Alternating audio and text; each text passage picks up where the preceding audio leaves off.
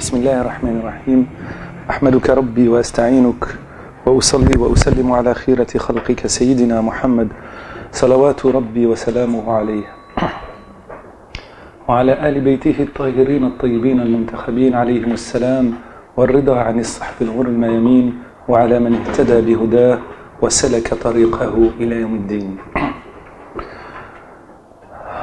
اللهم إنا نبرأ من حولنا وقوتنا إلى حولك وقوتك فلا حول ولا قوة إلا بالله العلي العظيم. Chers amis, assalamu alaikum wa rahmatullahi wa barakatuh. Encore une fois, je tiens à saluer l'initiative en le chef des organisatrices et organisateurs Itinéraire et Dialogue, ainsi que la SBL Les Fourmis, pour leur organisation, et je salue votre présence. Aujourd'hui, nous sommes au 8e cours mensuel pour rencontre avec l'islam, et ce sera notre dernier cours de l'année, Inch'Allah Ta'ala. Et réflexion est menée pour l'instant autour de la structuration du cours pour l'année prochaine. Donc de quelle manière le cours sera présenté. Le cours aura lieu en principe, Inch'Allah, mais comment le restructurer, comment le ménager, comment le présenter, sur le plan méthodologique et aussi sur le plan du contenu. On est en train de mener des réflexions sur base de vos retours, bien sûr, et sur base, bien sûr, de la ligne directrice que nous nous sommes fixée en début d'année, que nous avions présentée lors du premier cours. Alors, ce cours-ci, j'ai intitulé le commentaire du Coran, du Tafsir, un signe, un livre, une voix. Nous allons aujourd'hui nous attarder avec le Coran al-Karim, car aussi beau que puisse parler un orateur, aussi beau que parle un orateur et aussi beau que puisse écrire un poète, jamais cela ne peut valoir un seul verset du Coran al-Karim. Le Coran al-Karim est la parole de la splendeur, la parole de la grandeur, la parole de la vérité, la parole de la bonté, la parole du traitement et de la guérison. Il est dit dans Surat al-Isra, la 17e sourate du Coran al-Karim, une sourate mécoise, وَنُنَزِّلُ مِنَ الْقُرْآنِ مَا هُوَ شِفَاءٌ وَرَحْمَةٌ لِلْمُؤْمِنِينَ وَلَا يَزِيدُ الظَّالِمِينَ إِلَّا خَسَارًا. صدق الله العظيم. Nous révélons du Coran ce qui est un shifa, une guérison, وَرَحْمَةٌ لِلْمُؤْمِنِينَ, et une miséricorde pour les croyants, pour les hommes de foi. Et ce qui ne rajoute à l'ingrat qu'un éloignement. وَلَا يَزِيدُ الظَّالِمِينَ إِلَّا خَسَارًا. C'est-à-dire celui qui entrevoit en le Coran une force pour pouvoir évoluer et se réformer, c'est une force de guérison, un traitement, une prévention. Par contre, celui qui considère que le Coran est un ouvrage de déroute, un livre qui n'est pas une référence, qui n'est pas une parole de guidance, cela ne lui rajoute qu'un éloignement, un égarement, parce qu'il s'est fermé à cette parole de vérité. Le plan que vous avez reçu reprend donc la sourate, le voyage nocturne, sourate al-Isra, le verset 9 et 10. En introduction, on a d'abord une introduction, ensuite le Coran, force de guidance, la voie de la droiture. Alors permettez-moi de rappeler que le Coran al-Karim, cette parole de vérité, cette parole de sagesse, est définie au sein même du livre Al-Qur'an al-Kitab, puisque depuis l'aube de la révélation, notre Seigneur exalté soit-il nous rappelle que c'est un livre. Alors que ce livre n'est pas encore constitué, n'est pas encore formé, que ce soit au début de la période mécoise ou même à l'aube de l'ère médinoise, Surat al-Baqarah, la première sourate médinoise, dans laquelle il nous dit, exalté soit-il, Alif Lam Mim, Dhalika al-kitabu la rayba fih, hudan lil muttaqin. Ce livre, dans lequel il y a une guidance, dans lequel il n'y a point de doute, il est une guidance pour les hommes de piété. Il nous annonce que c'est un livre, alors que la révélation n'est pas terminée. Il laisse entrevoir que l'entreprise de la révélation, c'est de constituer un accompagnement, une structuration, d'édifier une personnalité, d'élaborer une vision, d'accompagner une communauté dans sa structuration, dans son élaboration, dans un projet. Et ce livre va se clore lors de la fin de la révélation, le dernier verset du Coran al-Karim révélé, وَاتَّقُوا يَوْمًا تُرْجَعُونَ فِيهِ إِلَى اللَّهِ, dans sourate al-Baqarah. Bien sûr, le dernier verset de l'Ahkam, اليوم أكملت لكم دينكم وأتممت عليكم نعمتي ورضيت لكم الإسلام دينا. Dans sourate al-Ma'idah. Ça, c'est le dernier verset révélé sur le plan de la législation, de l'élaboration du cadre. Par contre, Dieu, exalté soit-il, annonce à son prophète, sur lui et sa sainte famille la paix, alayhi wa alayhi salam, وَاتَّقُوا يَوْمًا تُرْجَعُونَ فِيهِ إِلَى اللَّهِ. Craignez un jour dans lequel vous retournerez vers votre Seigneur. Dernière des révélations. Alors, qu'est-ce que le Coran al-Karim? Le Coran al-Karim est considéré, est appelé, à travers l'histoire de la révélation, Al-Kitab, le livre, Al-Furqan, le discernement, Al-Qur'an, ce qui est psalmodié, Al-Huda, la guidance, Al-Nur, la lumière, Hablullah, Al-Matin, le cordon ombilical de Dieu, ou avec Dieu, c'est-à-dire ce qui nous relie à Dieu, exalté soit-il. On le traduit par câble, le câble de Dieu, Al-Habl, c'est une sorte de cordon ombilical qui nous relie à Dieu, exalté soit-il, puisqu'il est notre matrice première, puisqu'on émane de lui, exalté soit-il, ce souffle divin qu'il inscrit en la logique de l'homme. فَإِذَا سَوَيْتُهُ وَنَفَخْتُ فِيهِ مِنْ رُوحِي فَقَعُوا لَهُ سَاجِدِينَ. Il dit aux anges, lorsque je l'aurai façonné et insufflé en lui de mon esprit, prosternez-vous devant lui. Donc l'homme n'est valorisé qu'à partir du souffle qu'il porte en lui. Par contre, le corps, c'est de la matière. Lorsqu'on meurt, il se décompose. On revient à notre nature première. Le souffle, il s'élève vers Dieu, exalté soit-il. Ce livre, Al-Qur'an al-Karim, est annoncé dans cette sourate al-Isra, avec le verset que j'ai choisi pour vous. Pas moi.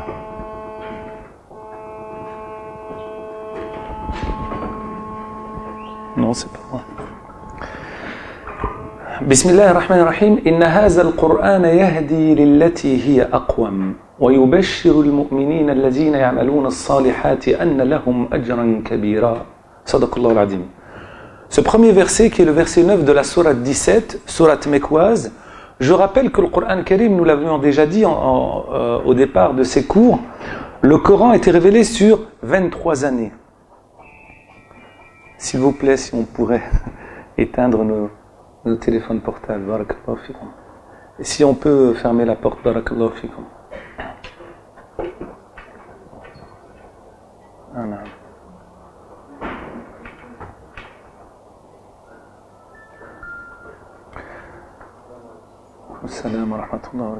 Donc le Coran al-Karim a été révélé sur une période de 23 années. Pendant ces 23 années, s'il vous plaît, est-ce qu'on peut fermer la porte? Merci à vous. Si vous pouvez. C'est gênant en fait. Ah d'accord.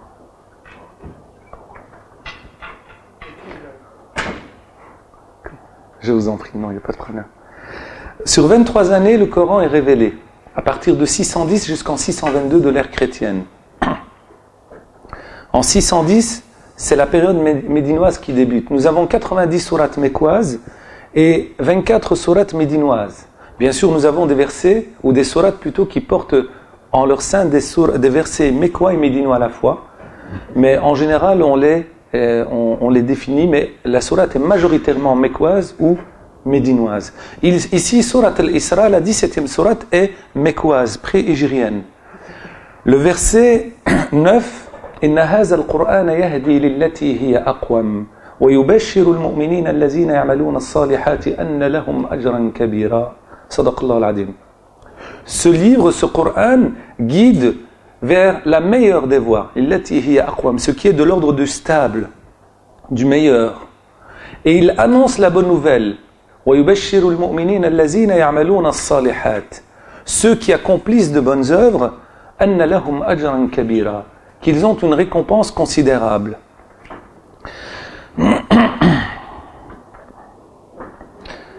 La dimension spirituelle nous importe, mais il y a aussi une dimension technique dans le Coran al-Karim qui accompagne la spiritualité. D'ailleurs, à titre d'exemple, la prière, elle s'accomplit 5 fois par jour. Dans la répétition de l'acte, il y a la recherche de l'acquisition de la profondeur du sens que l'on donne à un acte.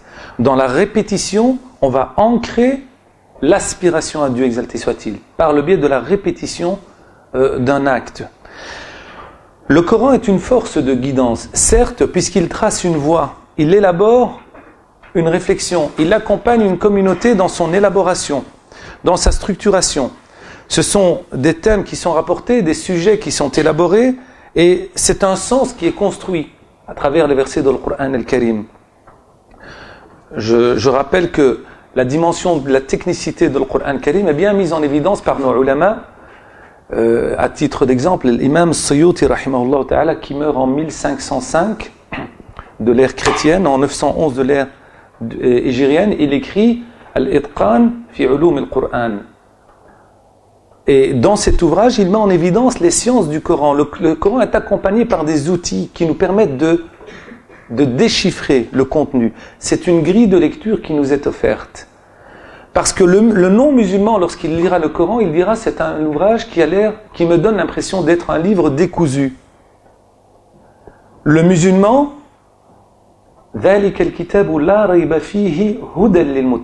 il en trouve une guidance. Parce qu'il est animé par une foi qui porte en lui la considération de cette parole comme étant la parole de Dieu. وَإِنْ أَحَدٌ مِّنَ الْمُشْرِكِينَ اسْتَجَارَكَ فَأَجِرْهُ حَتَّى يَسْمَعَ كَلَامَ اللَّهِ. Le Coran est la parole de Dieu. Donc, il considère ce livre dans son essence. Par contre, le non-musulman, le non-croyant ne le considère pas dans son essence. Il lit, il semble être un livre décousu. On parle d'un sujet, on saute à un autre sujet. Il y a des répétitions. L'histoire de Moussa alayhi salam est répétée dans plus de 24 sourates du Coran al-Karim. Le Coran se répète énormément. Et le Coran est composé de la dimension de la foi, la dimension de la loi et la dimension de la voie. Ce qui constitue la sharia, cette voie, cette approche d'une voie normative pour la lecture des textes, c'est-à-dire le dénominateur commun de toutes les traditions spirituelles. La foi, la dimension de l'iman, de la croyance. La loi, c'est les règles. Et nous avons dans Surat al-Fatiha, Alhamdulillahi Rabbil Alamin, après la Basmala, Bismillahir Rahmanir Rahim, au nom de Dieu, le clément, le miséricordieux, la louange à Dieu, le Seigneur des mondes. Le clément, le miséricordieux, le roi du jour de la rétribution. La dimension de la foi. Ensuite, nous avons la deuxième dimension, Iyyaka na'budu wa iyyaka nasta'in. C'est toi que nous adorons et c'est de toi dont nous implorons secours. Guide-nous dans la voie de la droiture. Ihdina as-sirata al-mustaqim. C'est la dimension de la loi, des prescriptions, du cadre, des normes. Ensuite, on a la troisième dimension qui est Sirata allazina an'amta alayhim ghayril maghdubi alayhim waladdallin. La voie de ceux que tu as comblés de tes grâces, non celle de ceux qui encourent ta colère, ni celle des égarés. C'est-à-dire la dimension de la voie de la charia proprement dit, et elle est illustrée dans Surat al-Fatiha par al-Qasas al-Qur'ani, le récit coranique. Donc, une histoire dans le Coran, elle est édifiante. Même si elle semble décousue par rapport aux thématiques qui précèdent en amont ou en aval des versets, elle est édifiante pour le musulman, hudan lil muttaqin. Et donc, inna hadha al-Qur'an yahdi lillati hiya aqwam. Ce Coran guide vers la meilleure des voies, la voie de la droiture.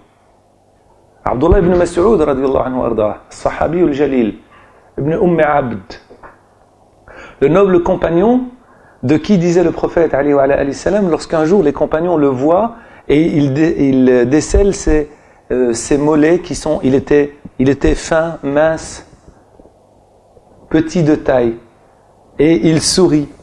Et le prophète alayhi salam leur dit, vous souriez de cela? Ata'jabuna min diqqati saq ibn Abd, wallahi innaha la atqalu fil mizan yawm al-qiyamati min jabal Uhud. Ces mollets sont plus conséquents dans la balance le jour de la rétribution que la montagne de Uhud. C'est-à-dire, ce sont des mollets, c'est un être, un humain qui s'est engagé dans la voie de la résistance, la voie de la persistance, la voie de la droiture, la noblesse de caractère. Abdullah ibn Mas'ud radiyallahu anhu nous dit, nous étions avec le messager sur lui, sa sainte famille la paix, et il dessine sur le sable une ligne droite. Et il dit, Haza siratullah al-mustaqim. Ça, c'est la voie de la droiture. Et à droite et à gauche, il dessine d'autres petits chemins. Il dit wa hazihi subul. Et là, ce sont des déviantes, des voies, des chemins. Et à la tête de chaque chemin, wa ala kulli sabilin shaytanun yad'u lah. Il y a des démons qui incitent à eux l'orgueil, la fierté, les divinités aujourd'hui qui sont considérées en deçà de Dieu, les désirs, les plaisirs, les tentations, les passions, la prétention à la suffisance, l'argent, le pouvoir, le paraître, l'avoir, le savoir, etc. Et tous ces divinités, ces démons appellent vers eux. C'est les voies qui mènent vers l'enfer. La voie de la droiture, c'est la voie de Dieu, exalté soit-il. Elle est une. Il y a des chemins pour y parvenir, puisque cette vérité est une. Et donc le Coran al-Karim, sur le plan rationnel, il donne des orientations. Par contre, sur le plan spirituel, il élabore un raffinement de notre vision. Un raffinement de notre vision parce qu'il nous permet de déceler à travers le récit coranique une éthique, des valeurs, une morale, une façon d'être, un état d'esprit, une manière d'agir. Ça, c'est la force de le Coran al-Karim. À partir de ces thèmes qui sont rapportés, les sujets qui sont élaborés et les sens qui sont construits ou le sens construit dans le Coran al-Karim, on va pouvoir extraire ou comprendre les conditions de la révélation de le Coran al-Karim. C'est relié à la dimension spirituelle, comprendre les conditions de la révélation, les circonstances dans lesquelles les versets de le Coran al-Karim ont été révélés, asbab al-nuzul. On va pouvoir, parce qu'un verset ne se détache pas de son contexte, qu'on appelle as-siyaq, le contexte du verset. Il y a ce qu'on appelle as-sibaq et al-lihaq. En amont et en aval, on a des éléments qui nous permettent de comprendre le sens d'un verset, ne pas le détacher de son contexte. Lisez le Coran et soyez littéraliste. C'est pas le littéralisme d'Ibn Hazm rahimahullah ou de Abu Daoud al-Dahir rahimahullah ta'ala. Ça, c'était une noblesse méthodologique et une vision pour pouvoir comprendre les textes. Mais un juridisme desséché. Lisez dans le Coran Karim, dans Surat al-Baqarah. Wa kulu wa shrabu. Il y a wa kulu bien kulu wa shrabu. Kulu wa shrabu. Jazakallahu khayran.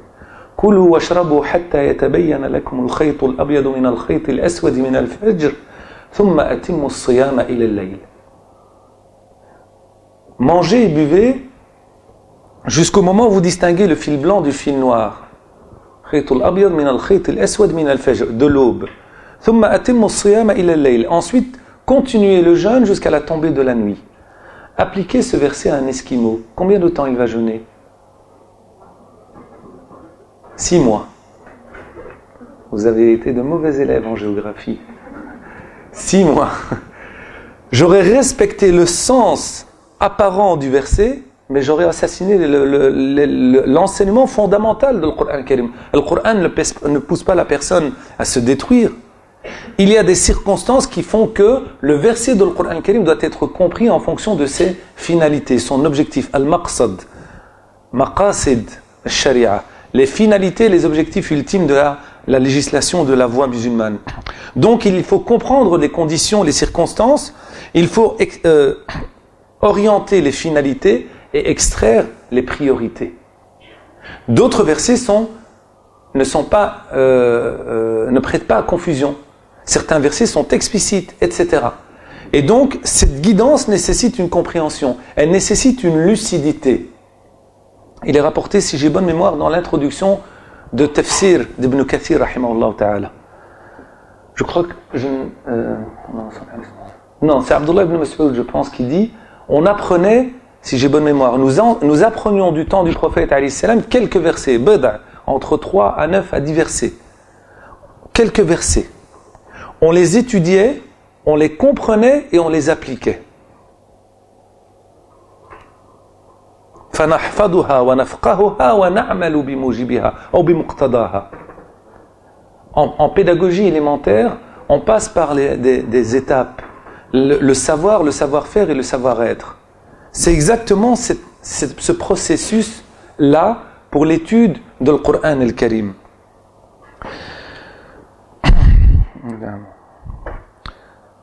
Ce message qui est un message de guidance, qui est une voie de la droiture, il annonce la félicité aux êtres de la foi.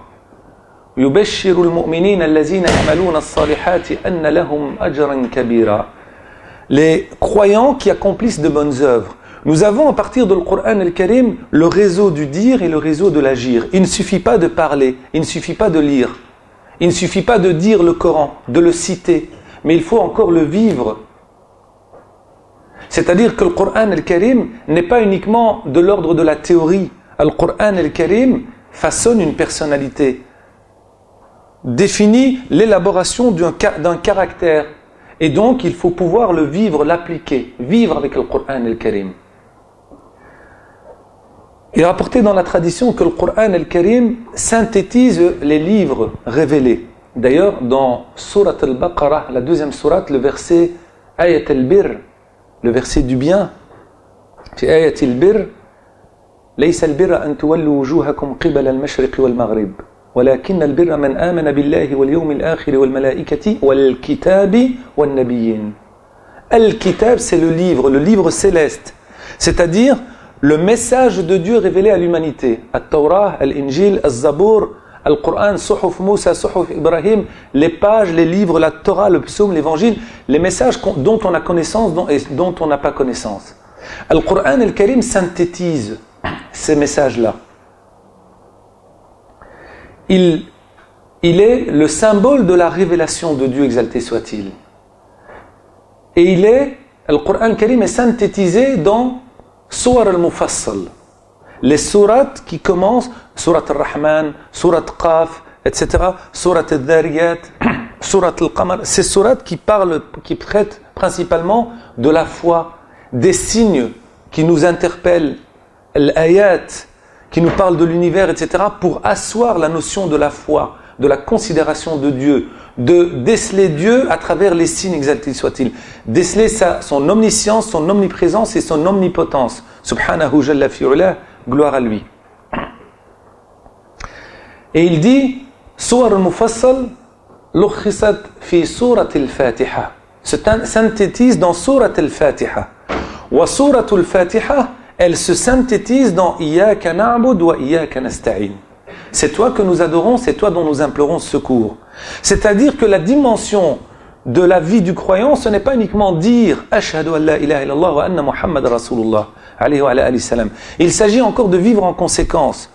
Et là, le Qur'an al-Karim nous dit Alladhina ya'maluna as-salihat anna lahum ajran kabira.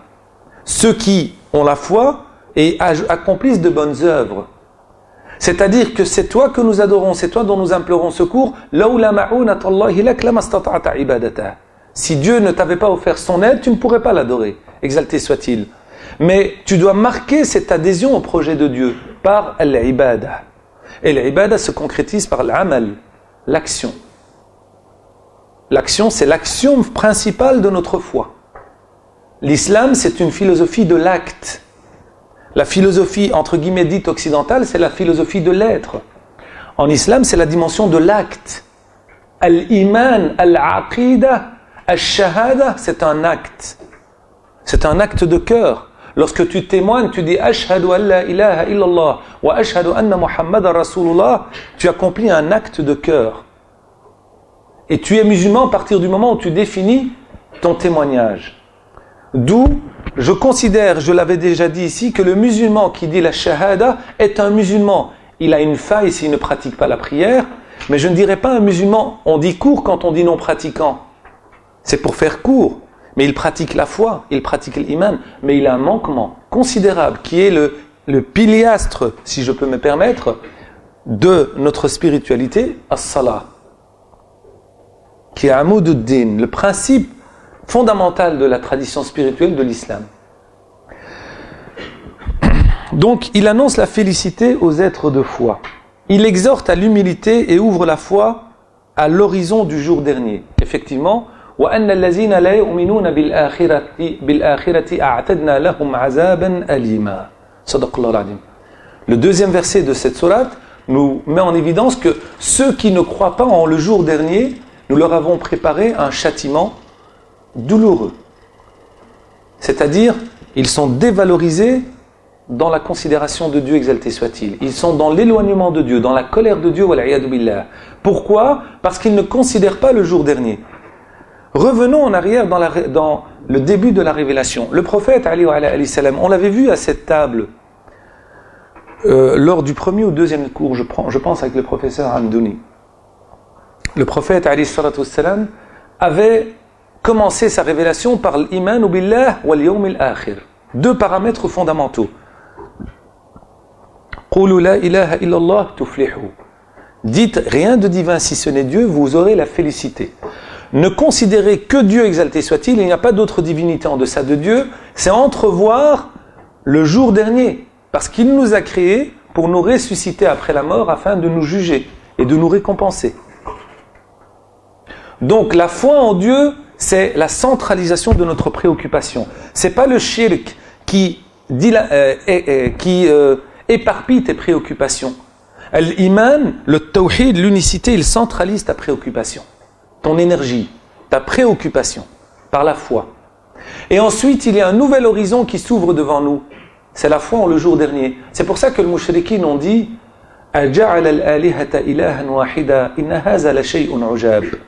considère-t-il nos divinités comme un seul Dieu? Cela est quelque chose d'étonnant. Comment Al-Lat, Al-Uzza, Hubal, etc. Ces divinités-là, ces idoles, deviennent néants et il n'y a qu'un seul Dieu qui remplace tout cela. Et ils l'ont combattu parce qu'ils ont compris le sens de la ilaha illallah. Ensuite, lorsqu'ils parlent du jour dernier, إِذَا مِتْنَا وَكُنَّا تُرَابًا وَعِظَامًا أَإِنَّا لَمَبْعُوثُونَ خَلْقًا جَدِيدًا. Si on meurt et qu'on est décomposé, khalas, on devient poussière, serons-nous ressuscités?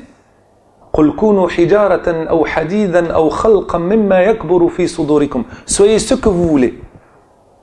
Dans le verset, Allah subhanahu wa ta'ala dit فَسَيَقُولُونَ مَنْ يُعِيدُنَا قُلِ الَّذِي فَطَرَكُمْ أَوَّلَ مَرَّةٍ. Qui est-ce qui nous ressuscitera, nous remettra à vie à nouveau, celui qui vous a façonné la première fois? La foi en le jour dernier, c'est en fait un nouvel horizon qui s'ouvre, une espérance, un jour où justice sera rendue. Et donc les mouchriquins ont compris, quand ils disaient l'iman billahi wal yawm al-akhir, ils ont compris le danger qui se présentait à eux parce qu'ils perdaient leur notoriété à cause du fait que tout le monde était égal devant Dieu, exalté soit-il. La foi en Dieu l'unique, c'est l'anéantissement des idoles. Il n'y a plus d'asservissement de l'humain à l'humain. Tout le monde est égal devant Dieu. Nous ne sommes que les serviteurs de Dieu, exalté soit-il. La foi en le jour dernier, c'est-à-dire, il y a un nouvel horizon où justice sera rendue, une nouvelle espérance, un nouvel espoir qui se désigne devant les opprimés. Parce qu'on sait que si nous vivons ici des épreuves intenses, Allah subhanahu wa ta'ala jalla fi'ulah fera le jour du jugement dernier que ces épreuves sont à valeur initiatique.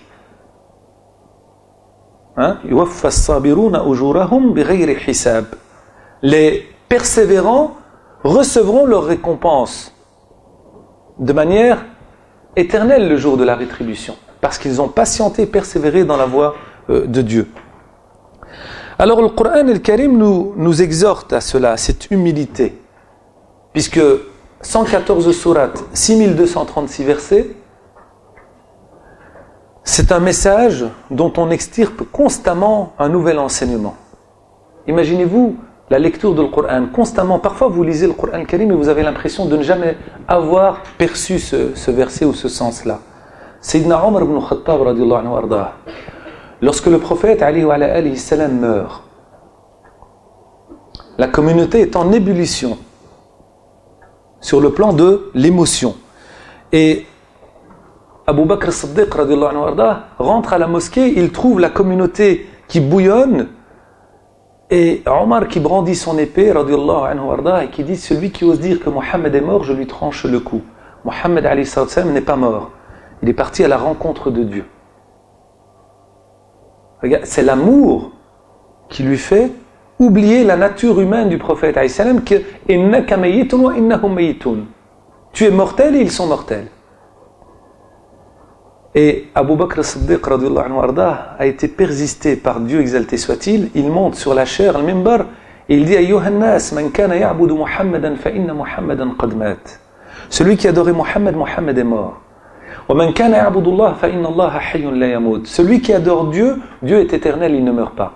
Et ensuite, il a cité un verset de l'Qur'an Karim dans sourate Ali Imran. وما محمد إلا رسول قد خلت من قبله الرسل أفإن مات أو قتل انقلبتم على أعقابكم ومن ينقلب على عقبيه فلن يضر الله شيئا وسيجزي الله الشاكرين صدق الله العظيم. Mohammed n'est qu'un prophète et des prophètes sont passés avant lui. Est-ce que s'il meurt ou il se fait assassiner, allez-vous revenir sur vos pas, nier votre foi? Celui qui fait cela ne porte atteinte qu'à sa propre personne et Dieu récompensera les reconnaissants. Sayyidina Omar radhiyallahu anhu, lorsqu'il entend ce verset, il tombe à même le sol, il revient à lui et il dit Wallahi, c'est comme si je n'avais jamais entendu ce verset, je n'avais pas connaissance de ce verset. Pourtant il l'a lu, il le connaît, il l'assista à la révélation.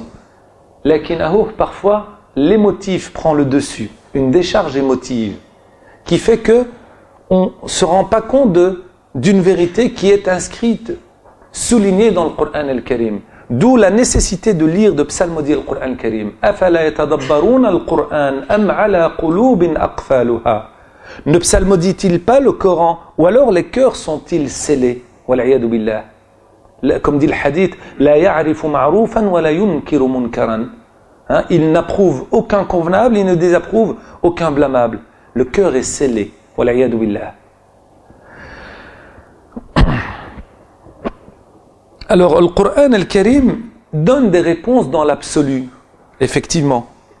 Il donne des réponses dans l'absolu, mais qu'on doit nous inscrire dans la relativité du contexte. Parce que nous vivons notre réalité et nous pouvons constamment extirper de le Coran al-Karim un enseignement jusqu'à l'éternité. Et à ce niveau-là, je voudrais, avec vous, très rapidement, le Coran al-Karim a trois objectifs, trois rôles. Le rôle informatif, formatif et le rôle normatif. Je mettais en évidence tout à l'heure la dimension de la foi, la loi et la voie. Alors, ces trois rôles de le Coran al-Karim sont cette dimension du savoir, du savoir-être et du savoir-faire, ou du savoir-faire et du savoir-être, parce que le Coran al-Karim est à portée de tous, mais il y a des spécificités dans le Coran al-Karim qui ressortent de la connaissance pointue, et le Coran nous y réfère. Sa'alu ahla dhikri in kuntum la ta'lamun. Interrogez les hommes, les êtres du savoir, du rappel, c'est-à-dire du savoir, si vous ne savez pas. C'est-à-dire revenir aux spécialistes, à ceux qui ont les outils de la connaissance, du savoir, le savoir-faire et le savoir-être. Effectivement. Et là, je voudrais citer avec vous, voir avec vous comment vivre avec le Coran al-Karim. Le prophète alayhi salatu wassalam reçoit la révélation. Iqra bismi rabbik. Lis au nom de ton Seigneur. Lis les signes de Dieu qui te parlent à travers l'univers. Lis les signes de Dieu qui expriment sa grandeur, sa majesté, son omniprésence, son omnipotence et son omniscience. Lis-les au nom de ton Seigneur. L'humilité. Savoir que notre savoir est relatif et que le savoir absolu est de l'ordre de Dieu, exalté soit-il. وَمَا أُوتِيتُم مِّنَ الْعِلْمِ إِلَّا قَلِيلًا. Dans Sourate Al-Isra, vous n'avez reçu du savoir que quelque chose de minime, de limité. Eh bien, Iqra bismi rabbik, disait mon maître, le Cheikh Sadiq Sharaf rahmatullahi alayh, paix sur son âme et que Dieu lui fasse miséricorde, il disait Iqra miftahul ilm bismi rabbika miftahul iman, la clé du savoir et la clé de la science. Il dit ce sont les paramètres du at-ta'amul et at-tafa'ul, la méditation et l'interaction. La méditation, tu médites les signes de Dieu, tu lis. Le prophète alayhi salam était illettré. Il va lire, déceler les signes, l'ayat, qui lui parlent. Wa fi anfusikum afala tubsirun, en vous-même ne voyez-vous pas? Le Coran al-Karim nous éveille notre conscience constamment quand on le lit. Il ne nous enveloppe pas dans un passé rétrograde. Al-Qur'an al-Karim propulse un avenir, une réforme, revivification des cœurs. D'où la dimension de l'information, la dimension de la formation et la dimension de la norme. Le rôle informatif, il te donne des éléments.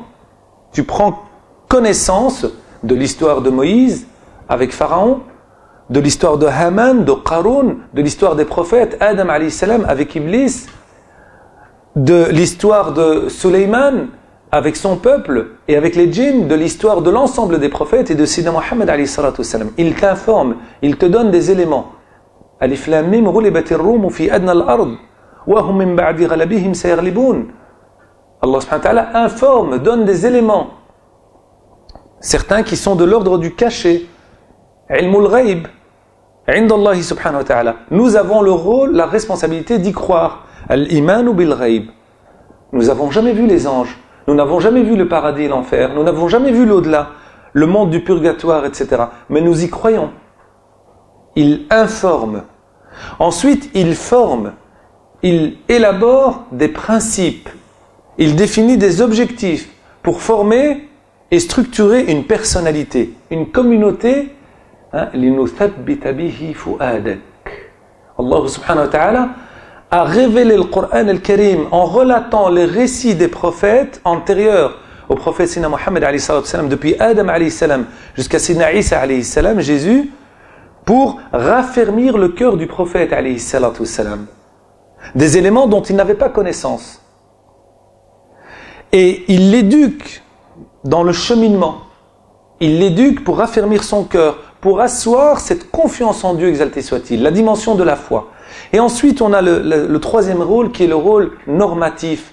Al-Qur'an al-Karim définit un cadre, une structure, pour rappeler l'homme à sa responsabilité. Et il définit, lorsque Adam alayhi salam a été sorti de l'Jannah, descendu sur terre, Allah subhanahu wa ta'ala leur dit اهبطوا منها جميعا فإما يأتينكم مني هدى فمن تبع هداي فلا خوف عليهم ولا هم يحزنون dans sourate al-Baqarah. Et dans sourate Taha, il dit subhanahu wa ta'ala فإما يأتينكم مني هدى. Il vous parviendra probablement, c'est-à-dire avec certitude de ma part, une guidance. فمن تبع هداي فلا يضل ولا يشقى. Celui qui emprunte ma guidance, ma voie, il ne s'égare pas et il ne souffrira pas. Il ne sera pas dans les préoccupations intenses. وَمَنْ أَعْرَضَ عَنْ ذِكْرِي فَإِنَّ لَهُ مَعِيشَةً ضَنْكًا وَنَحْشُرُهُ يَوْمَ الْقِيَامَةِ أَعْمَى. Celui qui s'enfle d'orgueil, qui prétend à la suffisance et qui s'écarte de mon rappel, il vivra une vie douloureuse, pénible. وَنَحْشُرُهُ يَوْمَ الْقِيَامَةِ أَعْمَى. Il sera ressuscité le jour de la rétribution, aveuglé. Il ne verra pas la voie de la rectitude, la voie de la droiture. Il dira Rabbi, lima hashartani a'ma wa qad kuntu basira. Pourquoi m'as-tu ressuscité aveugle, aveuglé alors que j'étais clairvoyant? قال كذلك أتتك آياتنا فنسيتها وكذلك اليوم تنسى. صدق الله العظيم. Ainsi, on t'a fait parvenir nos signes, tu les as prêtés à oubli, tu les as ignorés, ainsi tu seras ignoré aujourd'hui. Voué à toi-même, wal'iyadu billah. Dans un autre verset du Coran al-Karim, Nasullaha fa nasiyahum, Nasullaha fa ansahum anfusahum. Wal'iyadu billah. Ils ont oublié Dieu, Dieu les a oubliés. Ils ont oublié Dieu, Dieu les a voués à eux-mêmes. Ce cadre. Quand il parle du peuple de Bani Israël, فَلَمَّا زَاغُوا أَزَاغَ اللَّهُ قُلُوبَهُمْ. Lorsqu'ils se sont égarés de la voie, de la rectitude, de la norme, du cadre normatif, أَزَاغَ اللَّهُ قُلُوبَهُمْ. Dieu a égaré leur cœur, c'est-à-dire Dieu les a voués à eux-mêmes. Donc le Coran al-Karim nous éduque, élabore cette phase de, par Iqra bismi rabbik, la méditation et l'interaction. Tu médites sur les signes de Dieu et ensuite, Bismi Rabbik, tu rentres en interaction avec ces versets, avec ces signes. Donc tu développes, tu tisses un réseau. Ce réseau, c'est un cadre, c'est un réseau de résistance. Parce que tu accomplis le jihad al-nafs, l'éducation de ton ego, la maîtrise de ta personne, de tes instincts. Tu tisses des réseaux de résistance parce que par ses normes, par son éthique, par ses principes, par ses valeurs, tu es en train de définir ton engagement, dire qui tu es. Tu t'engages puisque tu es la conscience éveillée de l'opprimé, pour la justice, pour la liberté, pour le droit du pauvre, pour le traitement égalitaire entre les citoyens, etc. Parce que le Coran al-Karim t'enseigne que Dieu est la justice. وَلَا يَجْرِمَنَّكُمْ شَنَآنُ قَوْمٍ عَلَىٰ أَلَّا تَعْدِلُوا اعْدِلُوا هُوَ أَقْرَبُ لِلتَّقْوَى وَاتَّقُوا اللَّهَ. صدق الله العظيم. Si on porte en nous, en notre sein, une haine viscérale à l'égard de qui que ce soit d'un peuple, cela ne peut pas nous transporter à être ingrat, injuste. Au contraire, soyez équitable, cela est plus proche de la piété. Et craignez Dieu, exalté soit-il. L'imam Ja'far al-Sadiq, alayhi rida wassalam, sa manière de vivre avec le Coran al-Karim, il nous dit, regardez comment entrer en interaction avec le Coran. Je me rappelle toujours une parole de notre cheikh, le cheikh Sadiq Sharaf rahimahullah, qui disait un jour dans un cours de tafsir, il nous disait, j'ai étudié le Coran al-Karim par cœur quand j'avais 9-10 ans. Mais je ne l'ai cerné par le cœur que beaucoup plus tard. Hein? Étudier quand on est petit, je pense que c'est Abu Zayd al-Qirawani qui disait Al-hafdhu fi as-sighar kan-naqsh fi al-hajar.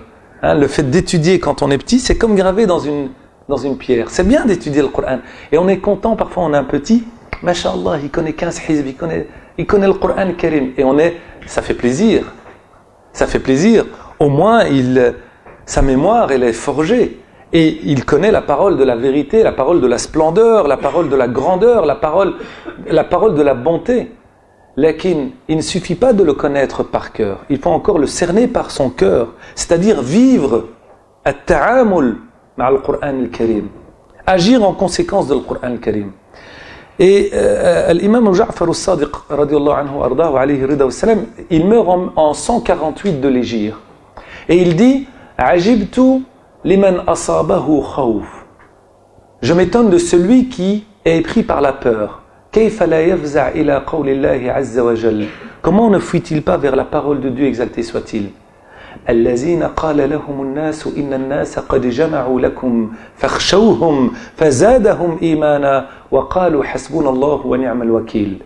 Ceux qui, lorsque les gens leur disent attention l'islamophobie, attention, faites pas de bruit autour de vous, hijab, laisse tomber s'il te plaît, ceci, laisse tomber. L'institutionnalisation de l'islam, pourquoi on va revendiquer nos droits? Reste tranquille, musulman invisible, qui ne dérange pas, qui ne se fait pas voir, on est mieux comme ça. Pourquoi ce tapage autour de nous? Faites gaffe, la politique, les politiciens, l'extrême droite et ceci et cela, etc. etc. Fakhshawhum, fazadahum imana. De qui dois-je avoir peur? Qui dois-je craindre? La foi se stabilise. فَزَادَهُمْ إِيمَانًا وَقَالُوا حَسْبُنَا اللَّهُ وَنِعْمَ الْوَكِيلُ. Ils disent Dieu nous suffit et c'est sur lui que l'on s'appuie. Il dit je m'étonne de celui qui est pris par peur. Pourquoi ne fuit-il pas vers cette parole de Dieu? فَإِنِّي وَجَدْتُ رَبِّي يَقُولُ عَقِبَهَا. Parce que mon Seigneur, exalté soit-il, il dit juste après حَسْبُنَا اللَّهُ وَنِعْمَ الْوَكِيلُ فَانْقَلَبُوا بِنِعْمَةٍ مِّنَ اللَّهِ وَفَضْلٍ لَمْ يَمْسَسْهُمْ سُوءٌ. Sadaqallah al-Adim. Parce qu'ils reviennent après cette épreuve. At-tamhis, on départage les rangs pour voir qui patiente, qui persévère, de ceux qui peuvent se vendre facilement. Ceux de qui on peut acheter et vendre leur silence. Wal'iyadu billah. Eh bien, il dit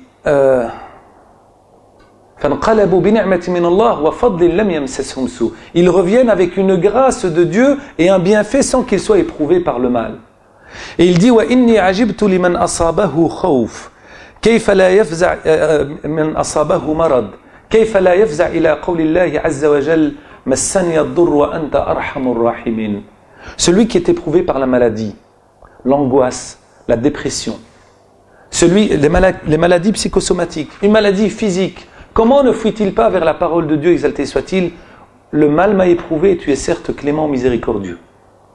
Rappelez-vous, j'avais cité le verset du Coran al-Karim dans Surat al-Isra, وَنُنَزِّلُ مِنَ الْقُرْآنِ مَا هُوَ شِفَاءٌ وَرَحْمَةٌ لِلْمُؤْمِنِينَ. Sadaqallahu al-Adim. Nous révélons du Coran ce qui est une guérison et une miséricorde pour les hommes de foi. Ar-Ruqya, c'est quoi? Raf'un li ruh al-marid al-ma'nawiyya. Ça permet aux malades, impossible. Ça permet aux malades de pouvoir reprendre confiance en lui et de ressurgir à la surface et ne pas se laisser aller. Il dit, cette parole, c'est la parole de Ayyub alayhi salam, le prophète Job. Parce que notre Seigneur, exalté soit-il, dit juste après dans le Coran al-Karim, en relatant l'histoire de Ayyub alayhi salam, فَكَشَفْنَا مَا بِهِ مِنْ ضُرٍّ وَآتَيْنَاهُ أَهْلَهُ وَمِثْلَهُمْ مَعَهُ.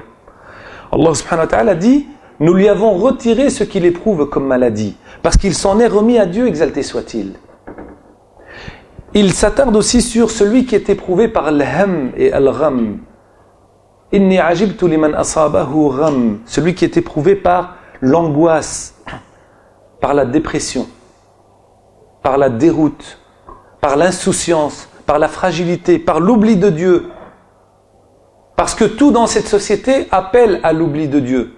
Alors que l'islam, c'est la culture du rappel. On te préoccupe par quoi? L'argent, l'avoir, le savoir, le pouvoir, les titres, la renommée, la diplomite, la maladie des diplômes, paraître. Alors que l'islam, c'est la culture du rappel. وَذَكِّرْ فَإِنَّ الذِّكْرَى تَنْفَعُ الْمُؤْمِنِينَ. Rappel parce que le rappel est profitable aux hommes de foi. Il dit, je suis étonné de celui qui est éprouvé par l'angoisse, la dépression. Comment ne fuit-il pas vers la parole de Dieu?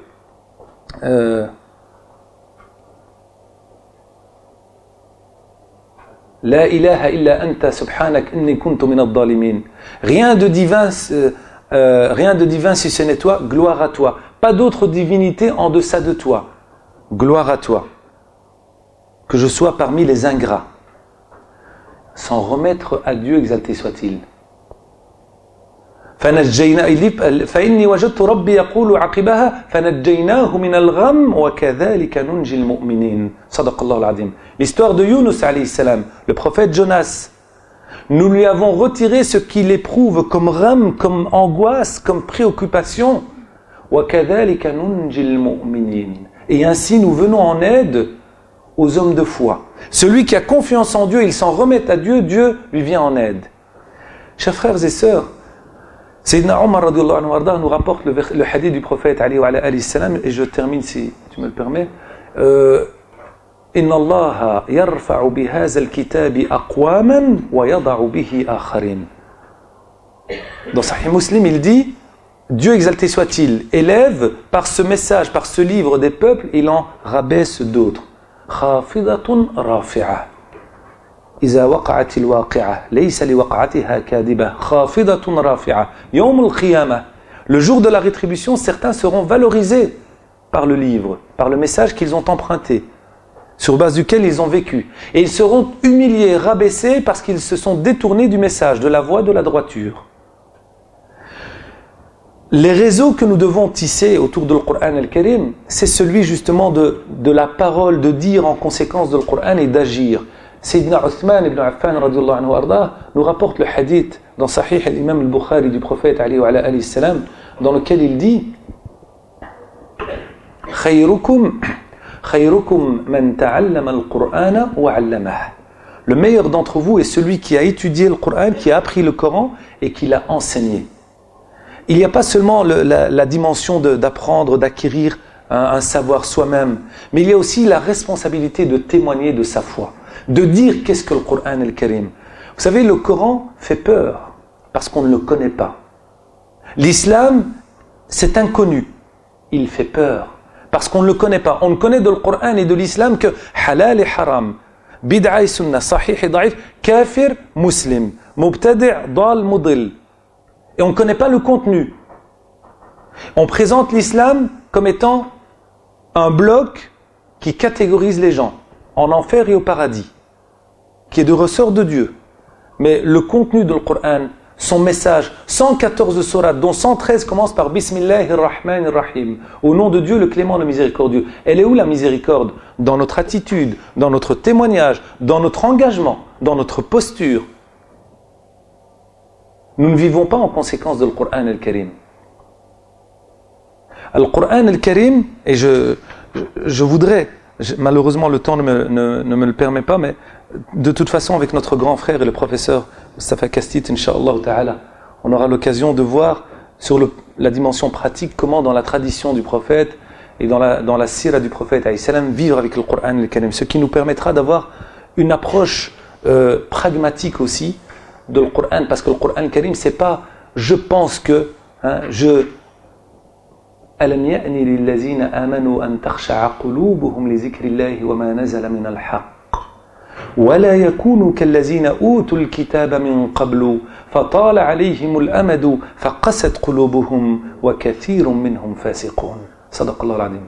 N'est-il pas arrivé le moment pour ceux qui sont animés par la foi أن تخشع قلوبهم لذكر الله وما نزل من الحق, que leur cœur soit attendri par ce qui fut révélé de vérité par la parole de Dieu, ce qui fut descendu comme vérité. Le prophète, alayhi salam, lorsqu'il reçoit la révélation, Allah subhanahu wa ta'ala lui dit Ya ayyuhal muzammil, qum al-layla illa qalila, nisfahu aw inqus minhu qalila, aw zid alayhi, wa rattil al-Qur'ana tartila. Dans le paramètre, avec le paramètre et le réseau du dire et de l'agir, on a l'engagement. Il lui dit, toi qui es couvert d'un manteau, lève-toi. Accomplis la prière durant la nuit. Et psalmodie le Coran. Pourquoi? Prépare-toi. Parce qu'on va faire descendre sur toi une parole qui est lourde. Lourde de conséquences, lourde de responsabilités. Une parole que tu dois pouvoir assumer. Est-ce que les musulmans assument le Coran al-Karim aujourd'hui? Sont-ils à même de pouvoir le présenter? Vous savez, quand les chrétiens, certains moines chrétiens sont partis en Asie du Sud-Est, au commencement dans la Bible, au commencement était le verbe. Et ils ont traduit au commencement était le verbe, je ne vais pas rentrer dans les considérations de théologie comparée, mais au commencement était le Tao, dans la tradition du Sud-Est asiatique. Et ils ont pu ainsi pas convertir au christianisme, c'est pas ça qui était l'objectif, mais pouvoir trouver la porte d'entrée afin d'interpeller le cœur d'autrui par la notion du Dieu un, unique. Ils ont trouvé les mots pour pouvoir interpeller. En fait, on parlait à un moment donné, les théologiens de la libération parlaient du fait d'annoncer l'évangile à celui qui n'est pas croyant. Est-ce que nous sommes à même, nous en tant que communauté de témoignage, parce qu'on fait shahada litakunu shuhada ala an-nas wa yakuna ar-rasulu alaykum shahida.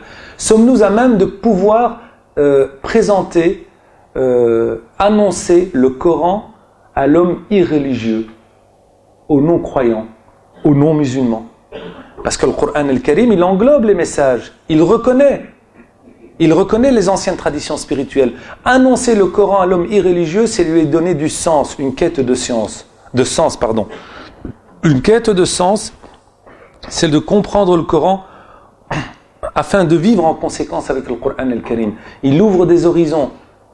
Il permet une nouvelle aspiration à un monde meilleur, à une réforme de soi par l'éducation spirituelle et une réforme de la société parce que nous portons un sens, une éthique des valeurs.